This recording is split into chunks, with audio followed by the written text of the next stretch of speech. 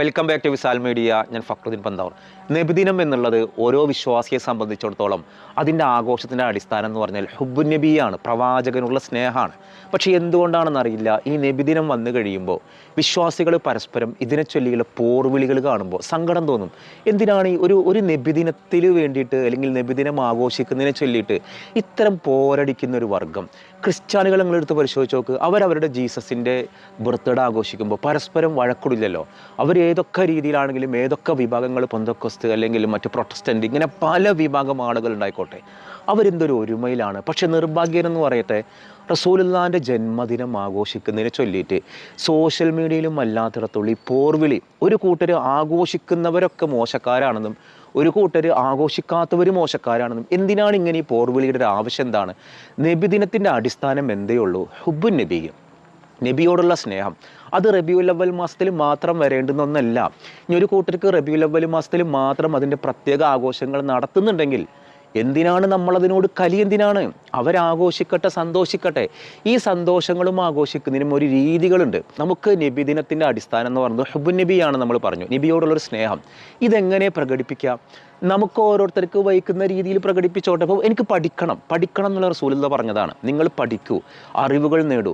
അതിന് കോളേജിൽ പോകുന്നവരുണ്ട്, സ്കൂളിൽ പോകുന്നവരുണ്ട്, യൂണിവേഴ്സിറ്റിയിൽ പോകുന്നവരുണ്ട്, പല രീതിയിൽ പഠിക്കുന്ന ആളുകളുണ്ട്. അപ്പോൾ പഠിക്കുക എന്നൊരു കാര്യം അവനവൻ്റെ കാലത്തിനും അവനവൻ്റെ അവസ്ഥക്കും അനുസരിച്ച്. ഇന്നതുപോലെ ഹുബ്ബുൻ നബി, പ്രവാചകനോടുള്ളൊരു സ്നേഹം, ആ സ്നേഹം നമുക്ക് എങ്ങനെ പ്രകടിപ്പിക്കണം? അത് നബിദിനത്തിൻ്റെ മാസത്തിൽ, റബീഉൽ അവ്വൽ മാസത്തിൽ മാത്രമൊന്നുമല്ല. ചില ആളുകളുടെ വിചാരം റബീഉൽ അവ്വൽ മാസത്തിൽ മാത്രം വരേണ്ടുന്ന ഒന്നാണ് ഹുബ്ബുൻ നബി എന്നുള്ളതാണ്. ഒരിക്കലുമല്ല. ഈ ഒരു മാസത്തിൽ പ്രവാചക കഥകൾ പറയട്ടെ, എന്നിട്ട് മറ്റു സമുദായങ്ങൾ പ്രവാചകൻ്റെ കഥകളും ആ പ്രവാചകൻ്റെ സവിശേഷതകളും മനസ്സിലാക്കണ്ടേ. പക്ഷേ നിർഭാഗ്യകരെന്ന് പറയട്ടെ, ഈ ഒരു സമയത്താണ് ഏറ്റവും അധികം മുസ്ലിം വിഭാഗങ്ങൾ തമ്മിൽ പോർവിളി. നബി സല്ലല്ലാഹു അലൈഹി വസല്ലമ ഈ ഭൂലോകത്തേക്ക് ഭൂജാതനായ ഒരു മാസം റബീഉൽ അവ്വലാണ്. അപ്പോൾ റബീഉൽ അവ്വൽ ഒരു പ്രത്യേക സന്തോഷങ്ങൾ കാണിക്കുന്നുണ്ടെങ്കിൽ നമ്മൾ അവരോട് എന്തിനാണ് ഒരു പ്രത്യേക വിരോധം? എന്തിനാണ്? അവർ സന്തോഷിച്ചോട്ടെ. ഇനിയിപ്പോൾ അങ്ങനെ ഒരു പ്രത്യേക മാസത്തിൽ പ്രത്യേക സന്തോഷ പ്രകടനങ്ങളൊന്നും ഞങ്ങൾ കാണിക്കുന്നില്ല. ഞങ്ങളുടെ ഉള്ളിൽ ഹുബ്ബുൻ നബി ഉണ്ട്, ആയിക്കോട്ടെ, നിങ്ങൾ ഹുബ്ബുൻ നബി വെച്ചോളൂ. സന്തോഷമുള്ള ആളുകൾ അവരവരുടെ സന്തോഷ പ്രകടനങ്ങൾ നടത്തുന്നതിനോട് ഒരു തരത്തിലും വിയോജിപ്പ്. ഇത് നമുക്ക് യുക്തിക്കാലോചിച്ചൂടെ? നമുക്ക് നമ്മുടെ മുത്തായ ഹബീബായ മുത്തുനബി, ഇതൊരു ഒരു ചരിത്രത്തിലെ പ്രവാചകൻ മാത്രമല്ലല്ലോ. അപ്പോൾ ചരിത്രത്തിലെ ഒരു ആമിന ബീവിയുടെയും അബ്ദുള്ളയുടെയും മകൻ എന്നൊരു സവിശേഷത മാത്രമല്ല ഉള്ളത്. ഇത് അഷ്റഫുൽ ഖൽഖാണ്. ഇത് ഈ ഭൂലോകത്തിൻ്റെ എല്ലാം ഉണ്ടാകുന്നതിന് കാരണക്കാരനായ റസൂലുള്ളയാണ്. ആദം നബി വരെ ഉണ്ടാവാൻ കാരണം ഈ റസൂലുള്ളയാണ് എന്ന ആത്മീയമായ വിശ്വാസം നമ്മുടെ ഉള്ളിലുണ്ടാകുമ്പോൾ, ദിവസങ്ങളെ പടക്കുന്നതിന് മുൻപാണ് ഈ റസൂലുള്ളാഹിനെ അള്ളാഹു അതിൻ്റെ നൂറ് പടച്ചത്. ഈ റസൂലുള്ളാഹിയുടെ നൂറ് അള്ളാഹു പടച്ചത് ഈ ദിവസങ്ങളെ സൃഷ്ടിക്കുന്നതിന് മുൻപാണ്. അപ്പോൾ അത്തരമൊരു നൂറിൻ്റെ ഉടമയായ ഈ റസൂലുള്ളാഹിയുടെ ജന്മദിനം മറ്റേത് ദിവസങ്ങളെക്കാളും പുണ്യമുള്ളതാണ്, മറ്റേത് ലൈലത്തുൽ ഖദറിനേക്കാളും പുണ്യമുള്ളതാണ്. ചിലർക്ക് തോന്നും ലൈലത്തുൽ ഖദർ അല്ലേ വലിയ പുണ്യം. ലൈലത്തുൽ ഖദർ എന്താണെന്ന് ആദ്യങ്ങൾ മനസ്സിലാക്കുക. ലൈലത്തുൽ ഖദർ റസൂലുള്ളാഹിൻ്റെ നൂറാനിയത്തിനാണ് ഈ ലൈലത്തുൽ ഖദർ എന്ന് പറയുന്നത്. ആ റസൂലുള്ളാഹിൻ്റെ ജന്മദിനം എന്നുള്ളത് ആ നൂറാനിയത്തിൻ്റെ സവിശേഷതയാണ്. അപ്പോൾ നമ്മൾ അന്ന് കുറേ സ്വലാത്തുകൾ ചെല്ലുക. നിങ്ങൾക്ക് റോഡ് തടസ്സപ്പെടുത്തണ്ട, നിങ്ങൾക്ക് റാലിയിൽ പോകാൻ മടിയാണെങ്കിൽ കുറേ സ്വലാത്തുകൾ ചൊല്ലൂ. നിങ്ങൾ സ്വലാത്ത് ചൊല്ലുന്നവരെ സ്നേഹിക്കൂ.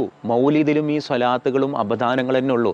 ഈ ഒരു സമയം നമ്മൾ ഈ നബിദിനത്തിൻ്റെ പേരിൽ പരസ്പരമുള്ള ഈ വിഴുപ്പലക്കലുകൾ അല്ലെങ്കിൽ ഈ പരസ്പരം പോർവിളികൾ ഒന്ന് നിർത്തിയിരുന്നെങ്കിൽ എന്ന് ഞാൻ ആഗ്രഹിക്കുകയാണ്. ഞാൻ വലിയൊരു അറിവുള്ള ഒരാളെന്നല്ല, പക്ഷേ നമ്മുടെ കൂട്ടത്തിലുള്ള അറിവുള്ള ആളുകൾ തന്നെ ഈ പരസ്പരം പോർവിളിക്കണത് കാണുമ്പോൾ തോന്നും, ഇങ്ങനെയൊരു നശിച്ച സമുദായം വേറുണ്ടോ?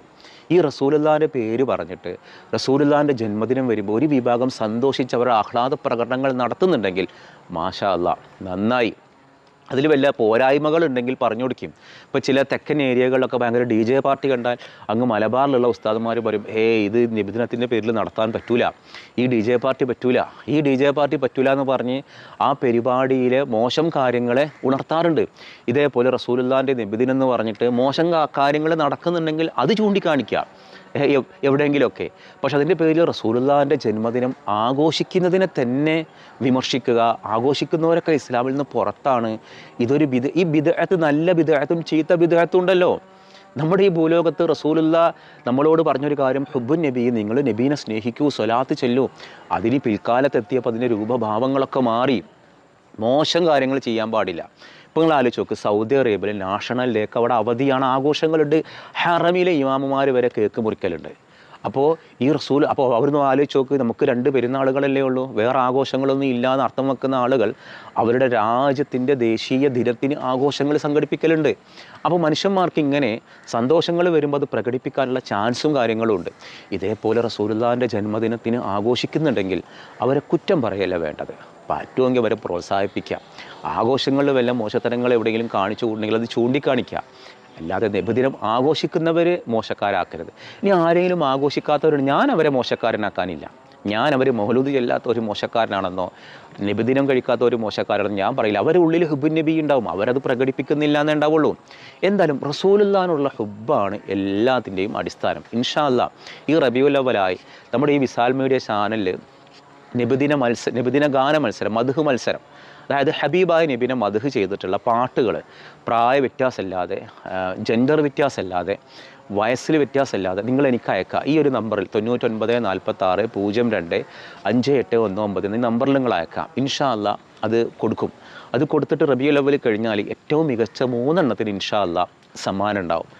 അള്ളാഹു നമ്മുടെ ഈ ഉദ്യമങ്ങളെ ഹൈറായിട്ട് അള്ളാഹു സ്വീകരിക്കട്ടെ എന്ന് പ്രാർത്ഥിക്കുകയാണ്. അപ്പോൾ നിങ്ങൾ പരമാവധി നിങ്ങൾ പണ്ടത്തൊന്നും അയക്കരുത് കേട്ടോ, ഏറ്റവും പുതിയതായിരിക്കണം. അതായത് നിങ്ങളിപ്പോൾ ഇതിന് വേണ്ടിയിട്ട് നിങ്ങൾ ഒരു മൊബൈൽ ആ വീഡിയോ ഷൂട്ട് ചെയ്തിട്ടാണ് അയക്കണം, അല്ലെങ്കിൽ പണ്ടെന്നോ പാടി വെച്ചതൊന്നും എടുത്ത് അയക്കരുത്. അതിന് കുറേ നിയമപ്രശ്നങ്ങളും കാര്യങ്ങളൊക്കെ ഉണ്ട്. അപ്പോൾ നല്ല ക്ലിയർ ഉള്ള രീതിയിൽ, നല്ല സൗണ്ടൊക്കെ ക്ലിയർ ഉള്ള രീതിയിൽ അയക്കാം. ഇതിൽ കൊടുക്കാൻ പറ്റുന്നതാണെങ്കിൽ ഇൻഷാ അല്ലാഹ് നമ്മൾ കൊടുക്കും. ഇത് കൊടുത്തിട്ട് മത്സരം ഉണ്ടാവും. ആ മത്സരത്തിൽ സമ്മാനങ്ങൾ ആരാ നേടുക എന്നറിയാലോ. അപ്പോൾ ഇൻഷാ അല്ലാഹ് എല്ലാവർക്കും ഹൃദയം നിറഞ്ഞ നബിദിനാശംസകൾ.